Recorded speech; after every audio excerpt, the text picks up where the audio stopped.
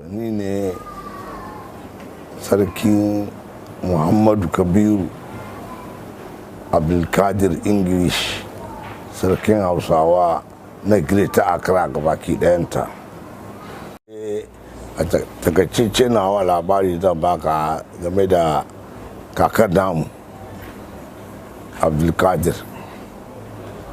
Takaice dai ya shigo garin na 1840 zuwa 50, kuma ce da ya yi kwanaki da yawa a arewacin Ghana na wani kawai da ake kiransa Salaga. Ya jima a Salaga sannan ya taso ya zo nan Accra.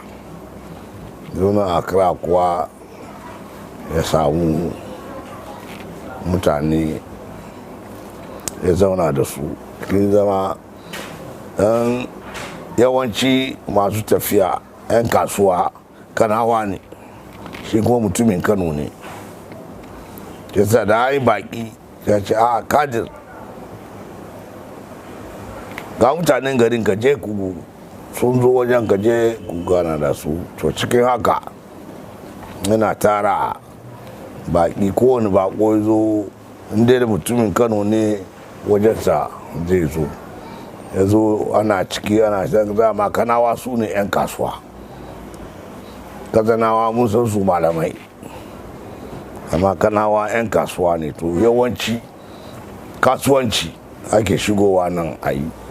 To sai yanzu ya samu ya yi karfi, kowa zai zo nan daga baka ne kai zuwa gunsa, har ya kai ga ana neman a ɗauki sarauta na Bahaushe da wasu kabilu kamar Yarbawa da wasu wani shaka cito. Shi kenan yanzu aka so mace ta tambaya mutane wa kuke so ya zama shugabanku. Mutane kamar da manya-manya sanannu ne da aka sani duka suka ce suna neman Abdulkadir ya zama musu headman. A da headman ake cewa, shi ne headman. Shi kenan aka ɗauke shi headman du Hausawa. Yarbawa kuma suka yi nasu, amma I think ko wangarawa ko yasi wangarawa kuma suka yi nasu. Shi kenan ana ciki abu ya kai har gwamnati ya san batun sarautar, ko da yake su suka so aka yi wannan tambaya aka zo. To yanzu ya kamata a tabbatar da shi cewa shi ne sarkin Hausawa na Ankara da ƙauyukan da ke kewaye da Ankara duk gaba ɗaya. Har ya zo ya kai tuta na Gold Coast aka mount a nan ƙofar gida da safe ga karfe 6 sha sake tutan, yamma kuma sha sauko da tutan. Wannan tutan kuma aka bashi ko ina tashi, inda wani Bahaushe ne a Ankara nan shi duka kashinsa suke. Bayan wannan ana tafiya sai akwai wani ƙasa a zago tuta ya ce yana so ya saya. In baƙi suka zo ce to je ka kafa bukan ka can zago tuta, akwai wata da ya ba take kulawa da wajen. Sai ba ta ce to ki dinga kulawa baƙi su zo. Sha kai ma kina zo ne ba ki da aure, ba zai yadda ba. Sai haɗa ta da wani, ya haɗa ta da shi Garbe, amma sunan unguwar zangon tuta da yake ita ne.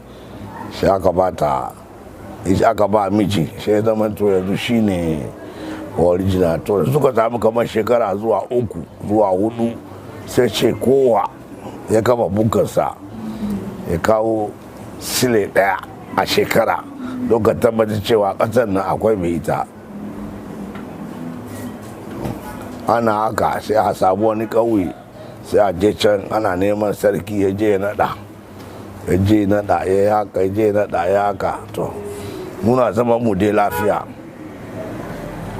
sai Allah ya ɗauki ransa a 1933. to babban ɗansa sunan shi Muhammadu, sai aka ba shi sarauta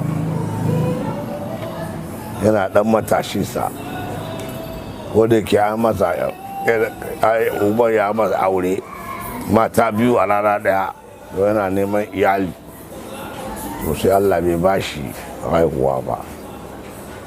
ana na wanda ke kewaye da shi kuma manyan da shi baban na kakan namu ya bar ana ciki wannan girma su ma ɗaya da ɗaya suna komawa ga Allah, ɗaya da ɗaya suna komawa ga Allah, ya koma ga Allah. Shi kuma ya yi sarautar sha zuwa 1977 Allah ya masa rasuwa, sai aka ba babban ɗansa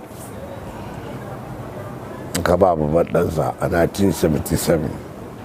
shi kuma ya rike ragaman, shi kuma yana ja har ya kai 2013.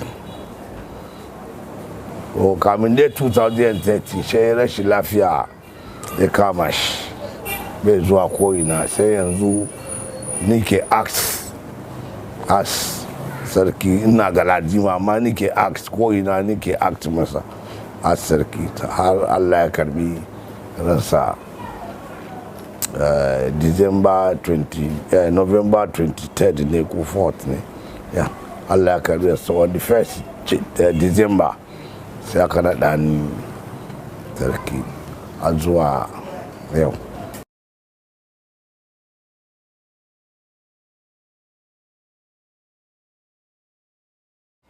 Kwarai da gaske,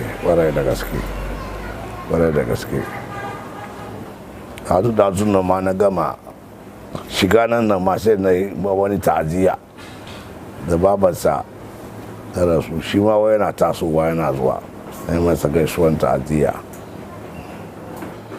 yanzu muna da yan uwa hajjigogi muna da su a Kano.